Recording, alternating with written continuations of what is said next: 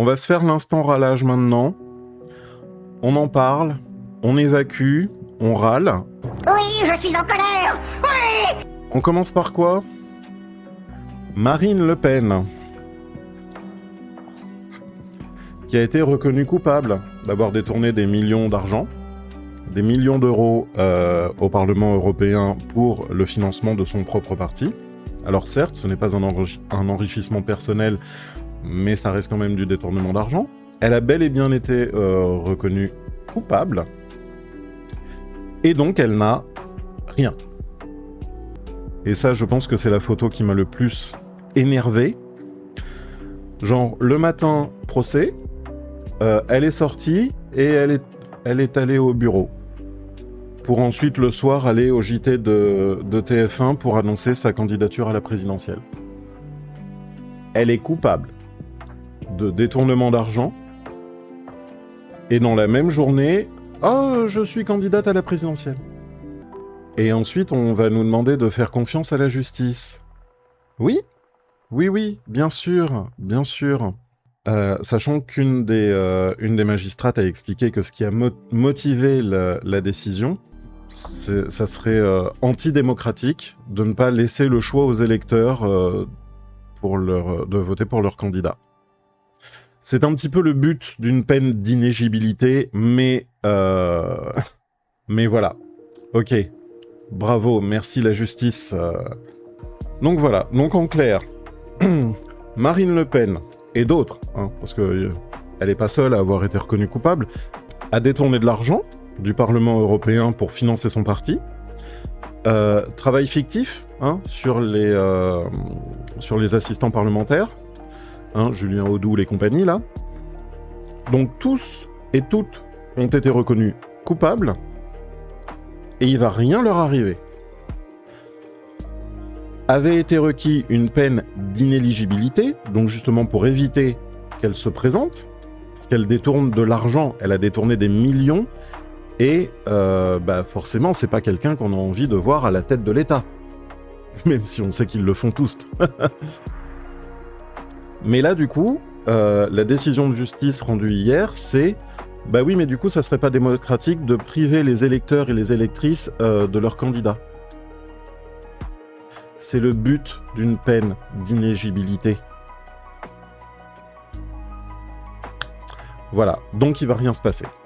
Concrètement, si la Cour de cassation prend sa décision d'ici à janvier 2027, comme elle s'y était engagée à la suite de la décision de première instance de mars 2025, la députée du Pas-de-Calais serait susceptible d'être convoquée à partir de février 2027 pour la pose d'un bracelet électronique.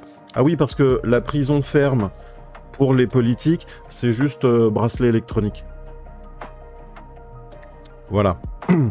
Donc, pour la pose d'un bracelet électronique qui sera fixé ce même mois ou jusqu'en juin 2027 pour débuter sa peine d'1 an de détention à domicile sur surveillance électronique.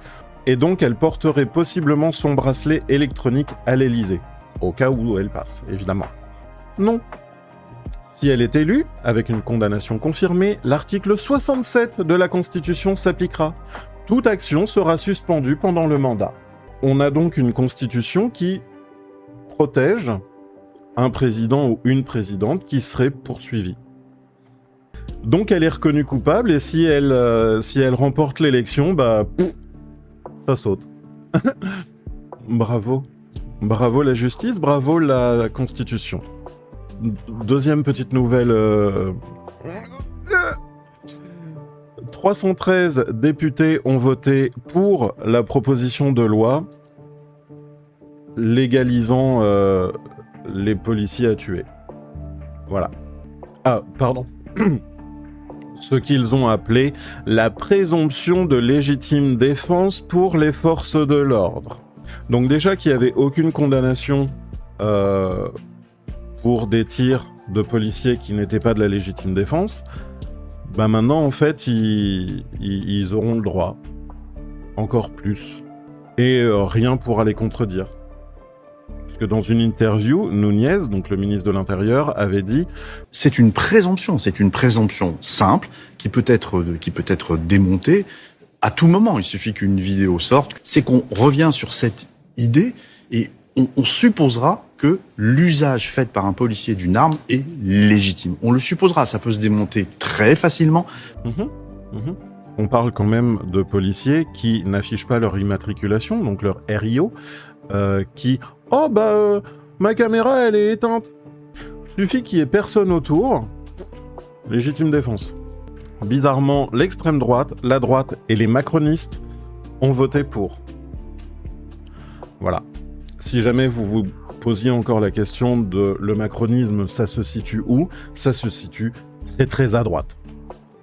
Et une bonne nouvelle n'arrivant jamais seule, nous avons aussi une nouvelle proposition pour un défenseur des droits, proposé par Emmanuel Macron, qui est anti-LGBT, anti-IVG, anti-immigration.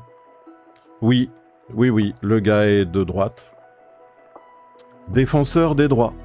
Et ah oui, petite nouvelle qui est arrivée il y a peu. Les cérémonies patriotiques et militaires, jusque-là contenues à l'extérieur de l'école, et à la participation volontaire des élèves, seront maintenant généralisées et rendues obligatoires à l'école pour la rentrée 2026. Patriotisme obligatoire, ils appellent ça. Donc il y a plein de problèmes à l'école, passoire thermique, pas de moyens, pas de climatisation, pas de ventilateur, pas de prof. Mais maintenant ça va être salut au drapeau obligatoire, quoi. Alors je rappelle que nous avons dû voter, pas par choix mais par obligation, pour Emmanuel Macron, pour faire barrage à l'extrême droite. La gueule du barrage, c'est une brindille. Est-ce que ce pays cherche à se débarrasser des plus pauvres et des plus pauvres et des plus faibles? Oui. La loi fin de vie pour les personnes handicapées, maintenant la présomption de légitime défense, voilà. Et tous les budgets écologie et compagnie qui ont été coupés, voilà. Bref, voilà, c'était l'instant râlage du jour, j'en avais besoin. Tout va mal, on va pas se mentir, et on peut rien faire. Ouais, mais il y a des pétitions qui sont pas respectées. On l'a vu avec la loi Yadan. Il y a eu plus de 500 000 signatures, donc ils en ont parlé, pour dire qu'ils en parleraient pas. Là, il y a eu une pétition aussi donc contre la loi de présomption de légitime défense. Il y a eu plus de 300 000 signatures. Rien à foutre. Ils ont invoqué l'article 44, qui empêche tous les débats.